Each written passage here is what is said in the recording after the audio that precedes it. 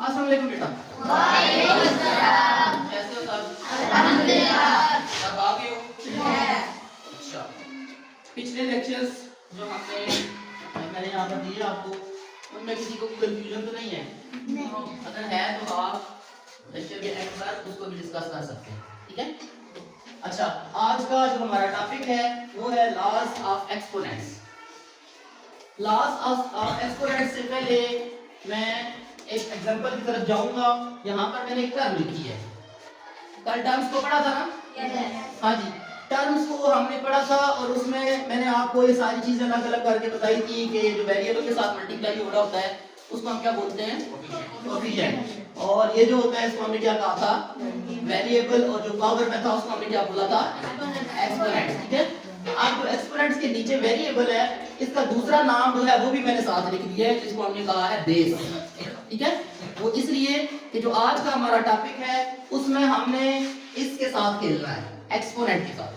ठीक है, तो आज के टॉपिक का नाम भी अगर आप देखें तो लॉज ऑफ एक्सपोनेंट्स है। ठीक है, तो ये एक्सपोनेंट्स हैं जो पावर्स होती है। ठीक है, और जो नीचे वाला फिगर होगा इसको हम बोलेंगे बेस।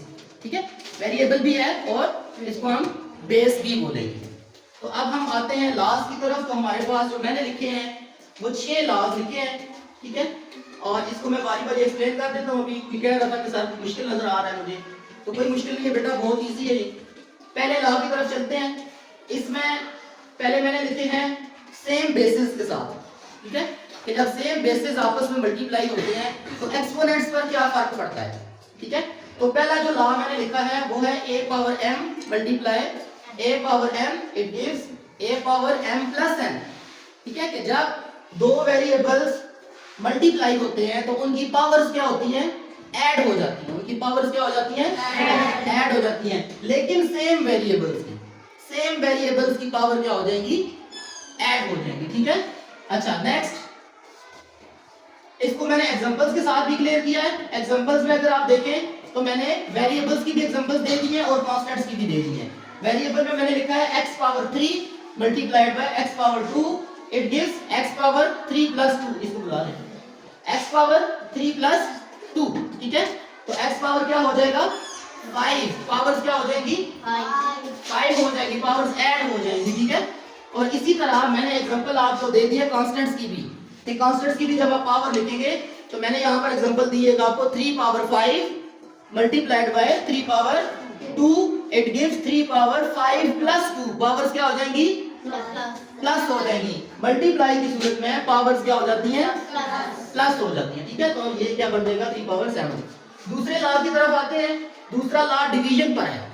ठीक है, तो ये मैंने लिखा है a power m divided by a power n it gives a power m minus n। अब जब डिवीजन होगी तो पावर्स क्या हो जाएंगी? माइनस हो जाएगी। मल्टीप्लाई में पावर क्या हुई थी? ऐड हुई थी। ठीक है, प्लस हुई थी। लेकिन जब डिवाइड हम करेंगे तो पावर्स क्या हो जाएंगी? एग्जांपल मैंने दिए हैं।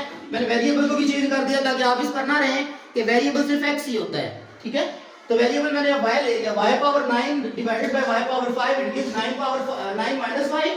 और जब इसको माइनस किया तो y पावर 4 आ गया। अब इसके एग्जांपल में हम कांस्टेंट की तरफ जाता हूं। कांस्टेंट में मैंने लिखा 7 power 8 divided by 7 power 5 it gives 7 power 8 minus 5। और आंसर क्या है आपके पास? 7 की पावर 3। ठीक है, ये दूसरा लॉ हो गया। तीसरा लॉ हमारे पास जो है वो ये है कि a power m power n। अब दो पावर्स आ गई हैं, एक ही वेरिएबल के ऊपर दो पावर्स आ गई हैं। जब दो पावर दो एक्सपोनेंट्स आएंगे तो वो दोनों क्या हो जाएंगे? आपस में मल्टीप्लाई हो जाएंगे। दोनों क्या हो जाएंगे? आपस में मल्टीप्लाई हो जाएंगे। a power m power n, इसको क्या कैसे हम लिखेंगे? a की power m multiply by n। ठीक है, जैसे मैंने एग्जांपल दी, देखिए z की पावर मैंने लिखा 4 और सारे की पावर 3 लिखा, तो ये दोनों क्या हो गए? आपस में मल्टीप्लाई। तो मैंने आंसर में क्या लिखा? z power 12। ठीक है, इसी तरह कांस्टेंट की मैंने एग्जांपल दी 5 पावर 3 पावर 5, तो 5 और 3 दोनों क्या हो गए? आपस में मल्टीप्लाई। 5 पावर 15 हो गया। अब ये तो तीनों लास्ट थे सेम वेरिएबल्स के। ठीक है, अब हमने वेरिएबल चेंज करना है। जो बेसिस नीचे लिखे हुए हैं ना, यहाँ ये जो बेस है इसको हमने नीचे चेंज करना है। अब बेसिस डिफरेंट हो जाएंगी।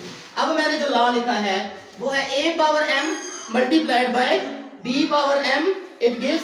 अब अब जो होंगे नीचे बेसिस होंगी, वो दोनों बेसिस क्या हो जाएंगी, आपस में मल्टीप्लाई हो जाएंगी। बेसिस क्या हो जाएगी, मल्टीप्लाई होंगी, और पावर को कॉमन लिख दिया जाएगा एक दफा। पावर को क्या लिख दिया जाएगा, एक दफा। तो मैंने लिखा a power m multiply by b power m, it gives a multiplied by b, और पावर को एक दफा कॉमन लिख दिया। ठीक है, एग्जांपल की तरफ आएंगे। x power m multiply by y power sorry x power 5 multiply by y power 5, x और y को मैंने मल्टीप्लाई कर दिया और पावर को एक दफा कॉमन लिख दिया। अब आएंगे कांस्टेंट की तरफ, 3 power 5 multiply by 5 power 7 sorry 3 power 7 multiply by 5 power 7, it gives, अब बेसिस डिफरेंट थी ना, तो बेसिस नीचे मल्टीप्लाई होगी, 3 मल्टीप्लाई बाय 5, और पावर क्या होगी, एक दफा कॉमन लिख ली गई। तो 3 इन दोनों को मल्टीप्लाई कर दिया, 3 5 आर 15, 15 पावर 7 हो गया। नेक्स्ट की तरफ आएंगे। अब फिर से बेसिस जो है वो डिफरेंट है, लेकिन अब डिवाइड हो रही हैं। पहले बेसिस डिफरेंट थी तो मल्टीप्लाई हो रही थी, अब बेसिस डिफरेंट है लेकिन डिवाइड हो रही हैं। तो बेसिस को डिवाइड कर दिया, a power m divided by b power m, तो इन दोनों को बेसिस को डिवाइड कर दिया गया और पावर उनकी कॉमन लिख दी गई। ठीक है, a divided by b power m। अब आगे आ जाए एग्जांपल में, दोनों डिफरेंट वेरिएबल्स यूज हुए, y power 9 multiply by z power 9, it gives, अब y और z को हमने क्या कर दिया, मल्टीप्लाई कर दिया, y मल्टीप्लाई बाय z, और सारे की पावर क्या लिख दी गई, कलेक्टिवली एक दफा m कॉमन लिख दिया गया। अब आ जाए कांस्टेंट की तरफ, 2 power 5 multiplied by 3 power 5, basis different, basis को मल्टीप्लाई कर दिया गया और पावर को, एक्सपोनेंट को एक दफा कॉमन लिख दिया गया, 2 3 6 कर दिया गया और पावर को वैसे ही एक दफा कॉमन लिख दिया गया। अब लास्ट जो चीज बहुत इंपॉर्टेंट है वो ये है कि जब ये आखिरी लॉ है कि जब किसी भी चीज की पावर 0 कर दी जाए, किसी भी नंबर की, किसी भी वेरिएबल की पावर 0 कर दी जाए, तो उसका आंसर क्या आता है, 1। उसका आंसर क्या आता है, 1। तो ये मैंने लिखा a power 0 it gives 1। Variable की एग्जांपल मैंने दी, z पावर 0 इट गिव्स 1। इधर कांस्टेंट की तरफ आ जाए तो कांस्टेंट मैंने थोड़ा बड़ा करके लिख दिया ताकि आपके ध्यान से ये भी अब हम दूर हो जाए। 100 पावर 0 लिखा तो 100 भी क्या हो जाएगा, 1 बन जाएगा। 1000 लिख दें, करोड़ लिख लें, 1 लाख लिख लें, जितना लिखेंगे वो सारे की पावर क्या हो जाएगी, अगर 0 है तो 1 बन जाएगा वो। ठीक है, हाँ जी, कोई question, any confusion? Thank you very much.